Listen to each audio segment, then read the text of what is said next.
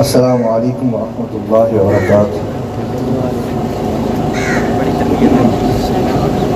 میری فراغت اس جامعہ سے 2016 میں ہوئی۔ ہماری کلاس میں 16 بھائی تھے جو الحمدللہ اس وقت تقریباً سب کے سب اللہ کے دین کی تبلیغ میں مصروف ہیں۔ ان میں سے اکثر جو ہیں وہ مدارس میں تدریس کر رہے ہیں اور بقیہ جو ہیں وہ اس وقت مساجد میں ائمہ و خطباء ہیں۔ میری رائے کے حوالے سے ادنیٰ سی رائے یہی ہے، پہلے بھی بات ہو چکی ہے، اس وقت ملک میں اور اوورآل پوری دنیا میں الحاد، لبرلزم یہ بڑی ہی تشویشناک حالت ہے، بڑے ہی زور و شور سے یہ پھیل رہا ہے۔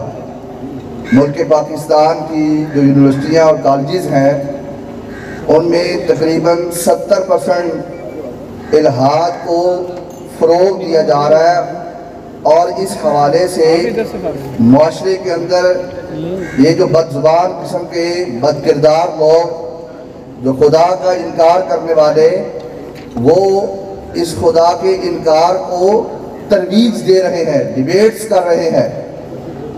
تو یہ ایک بہت بڑا خطرناک جو ایک جراثیم پھیل چکا ہے۔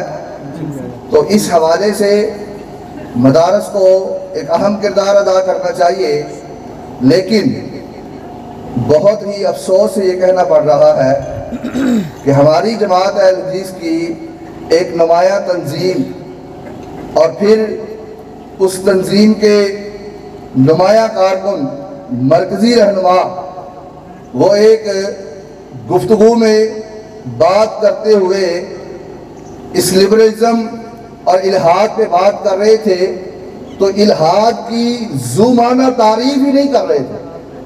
جو الحاد کی ڈیفینیشن ہے شاید وہ کر نہیں پا رہے تھے یا ان کو اس کی پوری طرح دسترس نہیں تھی۔